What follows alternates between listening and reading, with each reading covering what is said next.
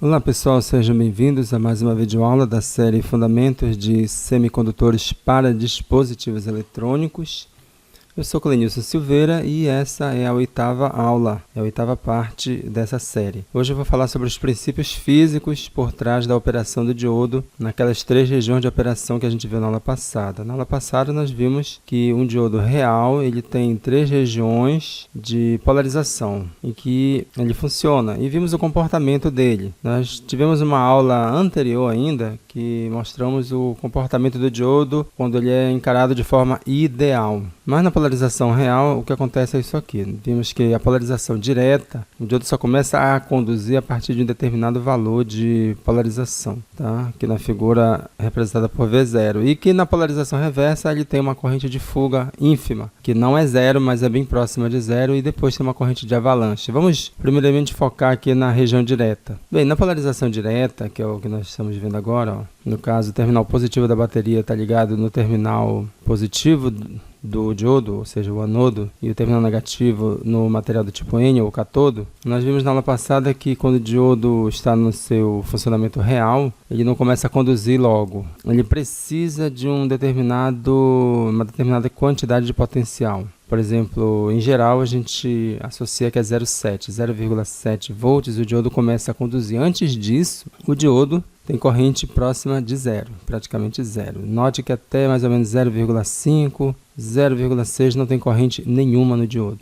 A partir de 0,65, 0,7 existe uma corrente exponencial, ou seja, com pequenos acréscimos aqui de tensão, a partir desse momento ele cresce de forma exponencial. O que explica isso? Quais os princípios físicos que explicam esse princípio, ou essa operação? Bem, nós vimos o seguinte, que um diodo tem essas regiões aqui, P e N, e que logo que eles são unidos, né, quando ocorre a junção, é criada aqui próxima da junção uma região chamada de depressão. Região de depressão é aquela região em que os átomos de impureza eles se tornam íons. Quem quiser mais detalhes dessa aula aqui, como acontece isso, por favor, procurem a aula 5. Tá? Você pode, vou deixar aqui no card, você clica lá e vê essa aula. Vou deixar também na descrição do vídeo, tá? Então, essa barreira aqui, que a gente chama também de região de depressão ou barreira de potencial, ela tem, então, essa barreira de potencial a ser vencida aqui pelos elétrons livres e pelas lacunas, de forma que eles não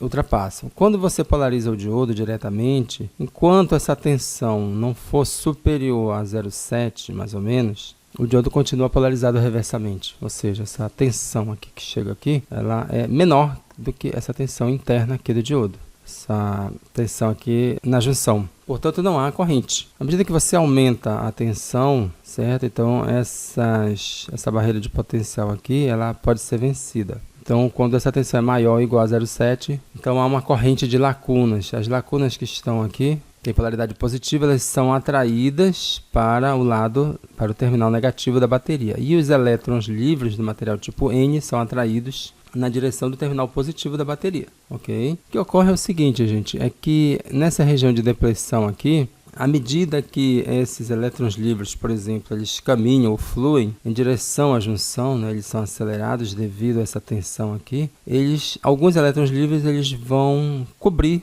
esses íons aqui.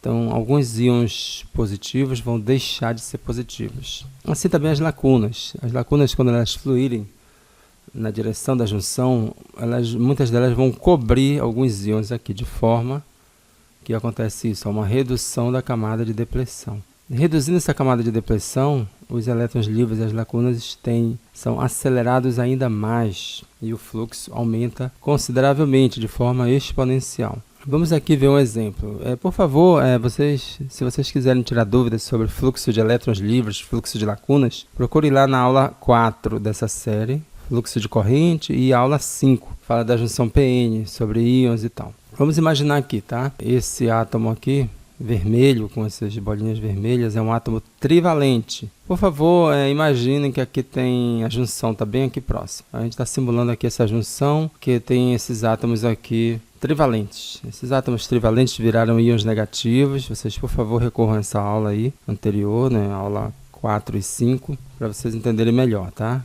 Então, esse átomo trivalente, quando ele recebeu um elétron a mais, um elétron aqui, representada por essa bolinha verde, ele se tornou um íon. Deixou de ter 3 elétrons livres, ou melhor, deixou de ter 3 elétrons na camada de valência, recebeu mais um elétron, então ele se tornou o quê?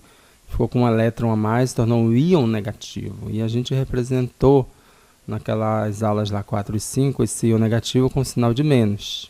Quando uma lacuna é atraída, né, que nós estamos representando que tem um terminal positivo aqui, um terminal negativo aqui, então essa lacuna ela vai ser atraída para o terminal negativo, ela tem propriedade de carga positiva, certo? Então ela vai ser atraída para cá.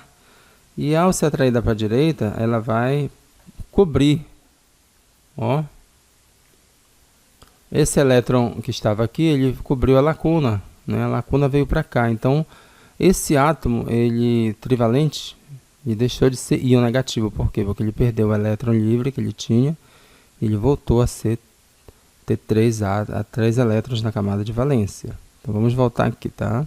Então, observem, conforme eu expliquei lá nas aulas passadas, que vocês, por favor, procurem, essa lacuna aqui, ela não é um ente físico que existe mesmo, é apenas uma lacuna, é uma falta de elétron aqui. Quem realmente flui é quem? O elétron. Nesse caso aqui, gente, corrente de lacunas, conforme eu já expliquei, é um fluxo de elétrons, mas não de elétrons livres, mas de elétrons de camada de valência, de órbitas, de átomos próximos. Então, esse elétron vai cobrir aqui, depois o elétron vai cobrindo e a lacuna vai como que andando, ó. Então, veja que esse elétron que estava aqui fluiu para cá, então a lacuna ela se deslocou.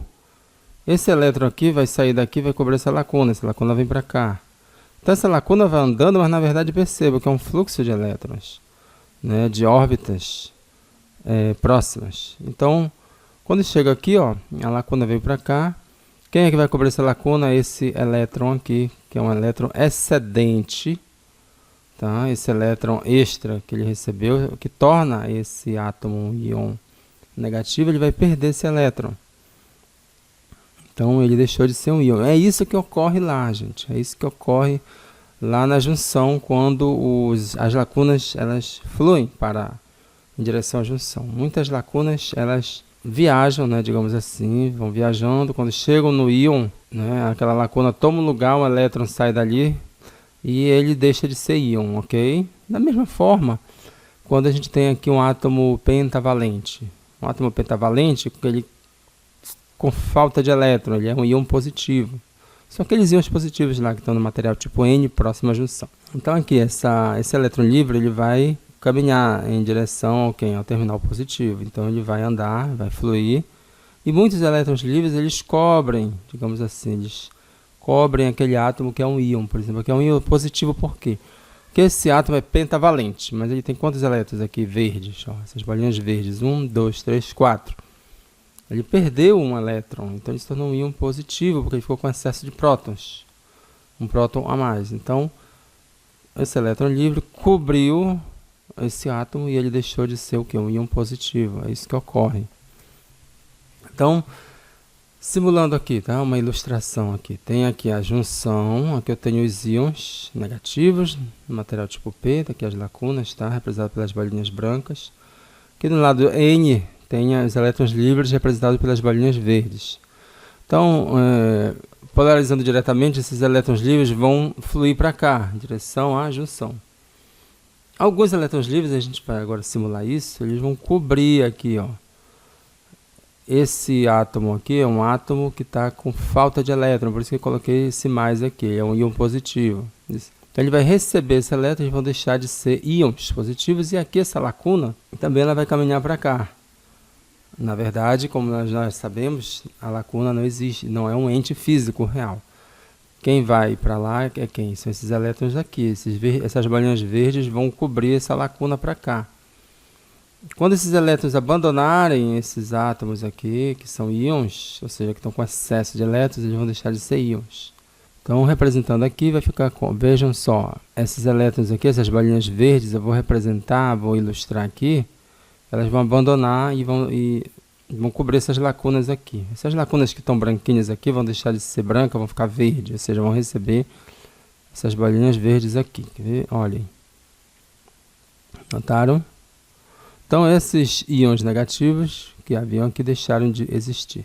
Do mesmo modo, do lado direito, esses elétrons aqui livres, representados pelas bolinhas verdes, vão cobrir esses íons aqui, eles vão deixar de ser íons também, ó.